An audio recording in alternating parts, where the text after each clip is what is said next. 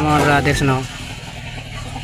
Dati wala siyang kuryente, ngayon napalabas na natin yung kuryente niya. Ngayon ayusin na natin yung carburetor niya dahil madumi. Pagaganahin na natin mga brothers, kaya abangan nyo lang.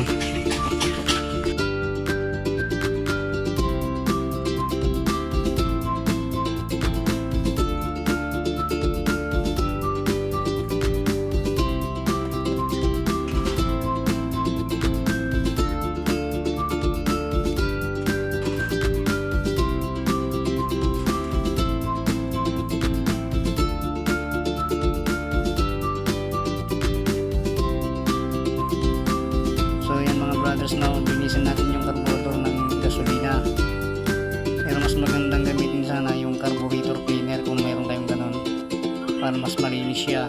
Mas magandang paglinis yun Kaya mga brothers, no, yun lang, ispisin lang natin ng gumamit lang tayo ng toothbrush.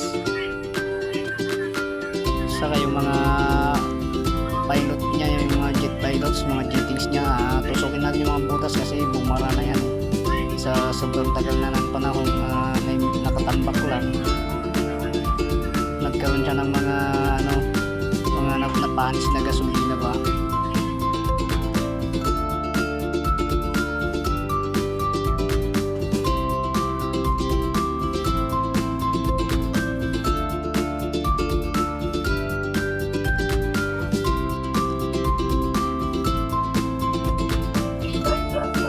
Fast forward na natin mga brothers, no, para mas mabilis.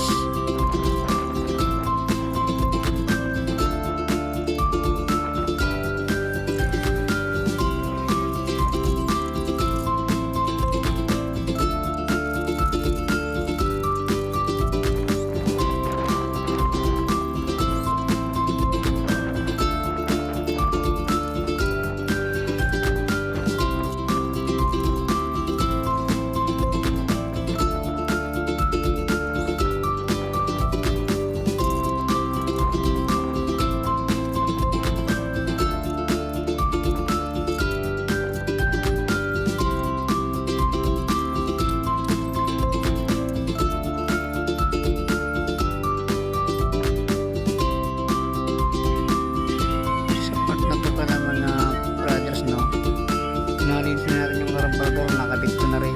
Hindi ko lang siya na video, kinat ko na siya kasi medyo madami na yung oras niya, medyo mapupuno yung cellphone natin.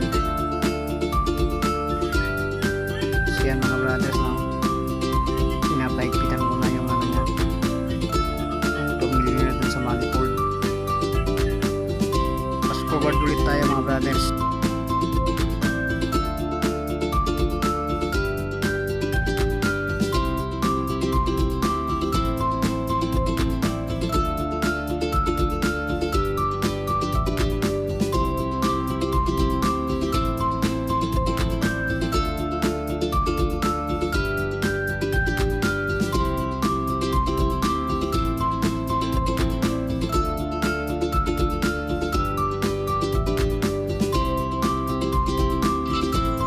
Brothers, no, itong motor pala na to, no, wala siyang kuryente. Kaya ang ginawa natin dito, unang ginawa natin, pinalabas muna natin yung kanyang kuryente. Tinister muna natin magmula sa stator hanggang sa CDI nya. Ang natest ko dito na sira niya pala mga brothers, ang may sira sa kanya yung kanyang positive supply, hindi niya nasusuplayan yung CDI, kaya siya walang kuryente. Kaya ngayon nag-tap tayo ng wire.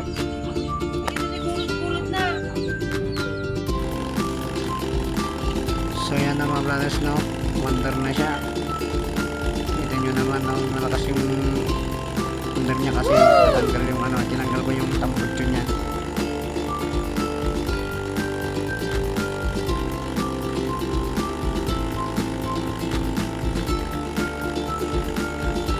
Pinipihit po natin yung punuhan ng carburetor kasi hindi siya nakapuno.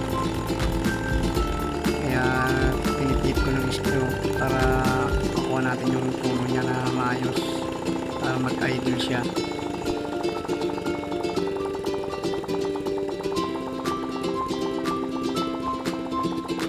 So yan o, medyo parang okay na rin siya.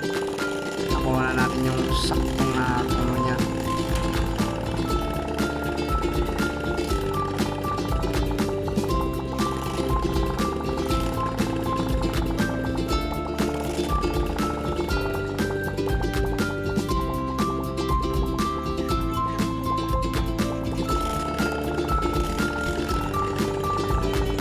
So yan na mga brothers, na okay na siya, kaya ang gagawin na lang natin dyan, ibabalik na natin lahat ng mga kaha niya. Gusto nga lang itong motor na to, kulang-kulang na yung kaha niya at saka basag-basag na. Yung mga okay lang na kaha niya, igagamit na natin dito.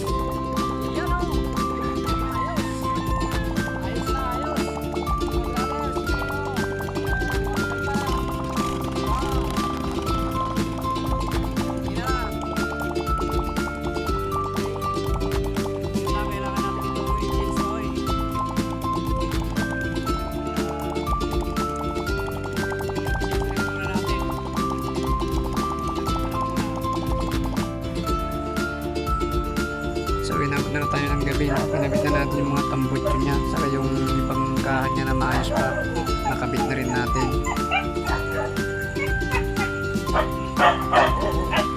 So hanggang dito na rin po ang ating video mga brothers, no? Salamat po sa mga panonood ninyo.